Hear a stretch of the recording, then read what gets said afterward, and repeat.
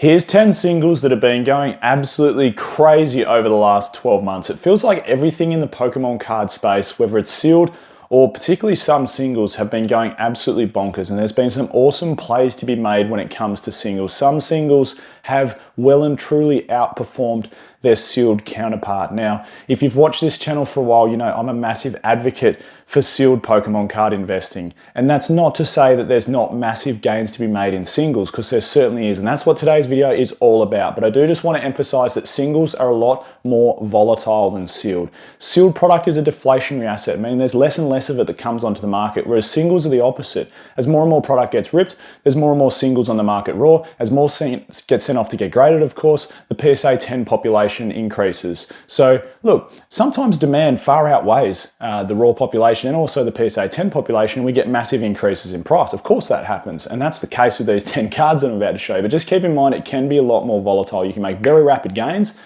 but if you buy at the wrong time, you can also make some pretty big losses on them.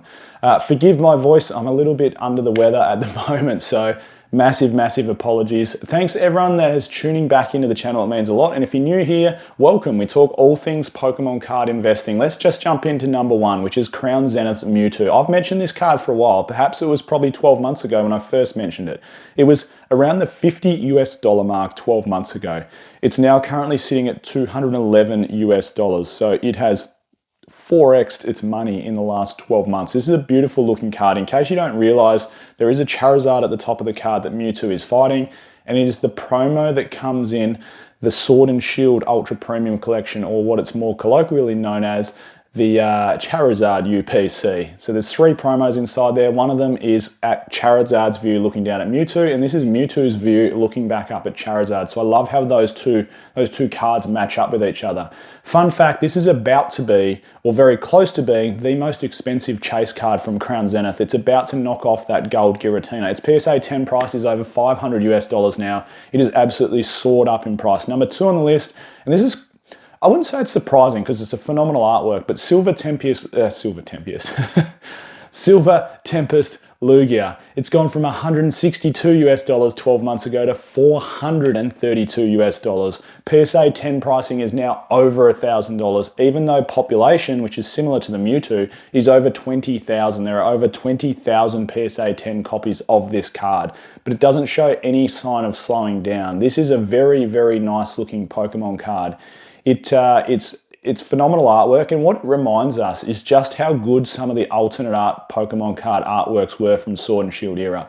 Okay, we know how good some of the special illustration rares are from Scarlet and Violet, but it didn't have that moody mystique feel that a lot of the alt arts from Sword and Shield era had, and I think some of these are starting to get their time in the sun, and none other than Lugia from Silver Tempest. This is of course having big impacts on the sealed price as well. Number 3 on my list, wow, this one has gone insane, and that is the Gengar from Lost Origins Trainer Gallery.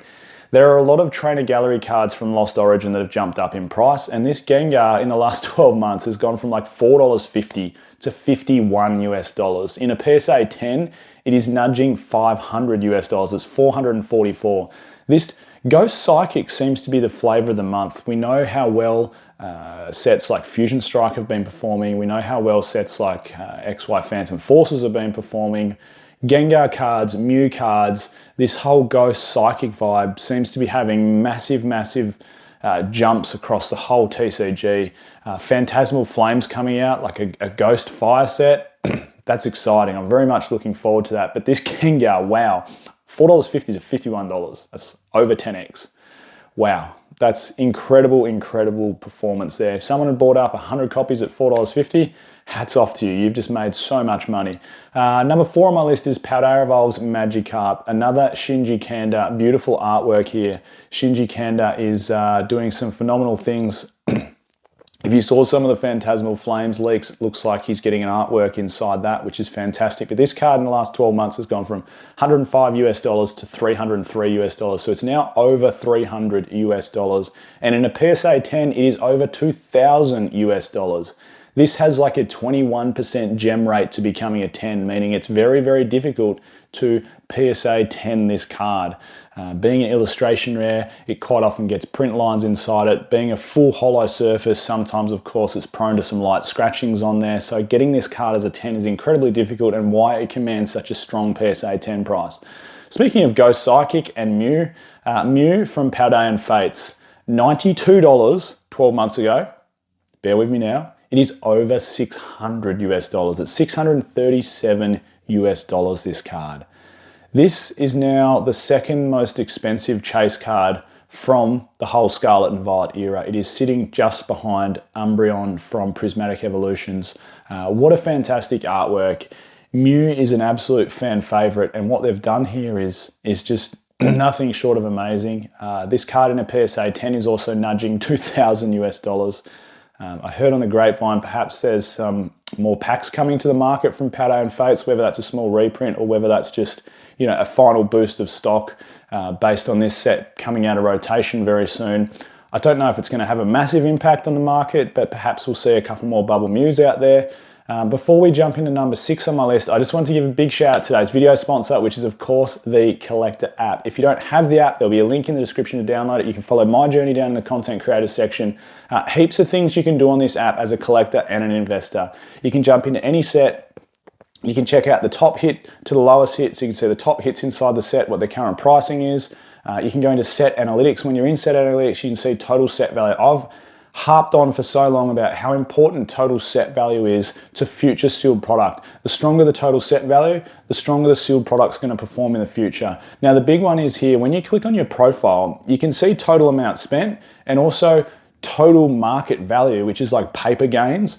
But now when you sell something, you can actually lock in the profit. So you can see realized gains now, which is a really, really important feature they've added to Collector app. There's also an awesome pro feature with amazing giveaways, gives you full market data across history when you unlock pro feature, and some new skins on the app. So this is an awesome app. I'll urge everyone to download it, of course. Right, number 6 on the list, Astral Radiance's Trainer Galleries Starmie.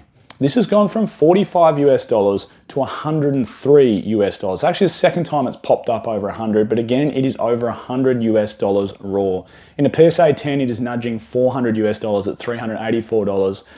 Misty on there, Starmie on there, the pool vibe. I think this is a very, very strong Pokemon card. It's going to help Astral Radiance's sealed position. And this is why I still look at singles, because if you're a sealed investor, it's really important to know what singles are inside the set. You know, what is the market's sentiment towards singles? What Pokemon does the market want? What artist does the market want? Shinji Kanda as a good example. How do they want their Pokemon cards to look? What are the pull rates going to be like for those Pokemon cards? How difficult are they to gem rate a 10? All those things come into play when we're talking card value, total set value, and therefore what the future sealed product price will be. So that's why I do still keep a bit of an eye on singles, even though I don't invest in them. I still collect singles, but I don't invest in them. Number 7 on my list, yeah, we're up to number 7. Tyranitar from Battle Styles. The unspoken about set, it seems, from Sword and Shield. Hasn't this shot up as a sealed product just recently? But Tyranitar, the sleeping Tyranitar, $130 US 12 months ago.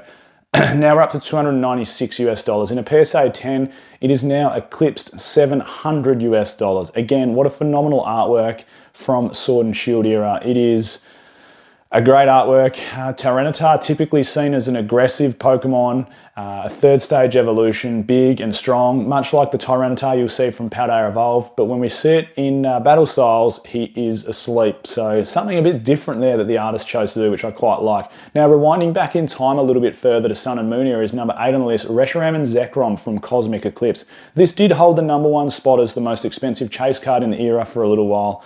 In the set, sorry, I should say, from Cosmic Eclipse. It's gone from $96 US to $392 US in the last 12 months. And perhaps the black and white hype, of course, with the new black and white sets that have just come out for Scarlet and Violet as the final sets. Maybe that's, of course, added some hype into this. PSA 10 pricing nudging $2,000 US. This is a very, very good looking Pokemon card, and one that has gone absolutely bonkers in the last 12 months. 2 to go, and these are 2 Scarlet and Violet promos. The first one being the Charmander from Pokemon Center's Elite Trainer box from Obsidian and Flames. We all know about this card if you're in the hobby. This takes not much explanation. It's a phenomenal looking artwork. It was paired up in Stellar Crown with the Bulbasaur and Squirtle.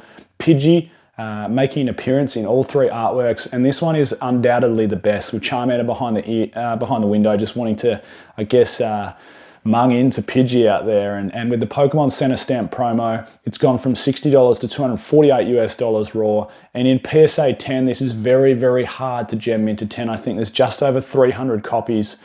Plenty of people have tried, but it's difficult to gem rate a 10. And as a result, it is nudging $3,000 in a PSA 10. And this is adding a lot of weight to the Pokemon Center Obsidian Flames Elite Trainer Box. That thing is worth lots and lots of money as a sealed product. Finally, number 10 on the list, the Greninja promo. This was a Shrouded Fable box this Greninja promo came out in. A lot of people preferred this to Twilight Masquerade's Greninja. Personally, I didn't. I'm not saying anything against this card. I think it's a phenomenal artwork and I really love the holo texture on it, but I also love the Greninja from Twilight Masquerade. But this is an awesome promo. In the last 12 months, it's gone from $10 to $64. 6.5 times your money in the last 12 months. In a PSA 10 also, it's nudging $442. It doesn't seem as hard to gem into 10 as the Charmander that I mentioned before, anywhere near as hard in fact, hence while it's only got a PSA 10 price of $442. So you'll notice, of course, PSA 10 pricing is very reflective of what the population is and how difficult it is to grade in a 10 versus other grades there. So there you have it. There are 10 singles that have absolutely launched in the last 12 months. There can be some fantastic plays when it comes to singles, and keep in mind all of those cards, fan favorite Pokemon, rare promos, perhaps they have hard gem rates to achieve a 10. All of those things come into play when it comes to making good decisions around investing in Pokemon singles. I'm Michael, this is PokeOz, and I'll catch everyone next time.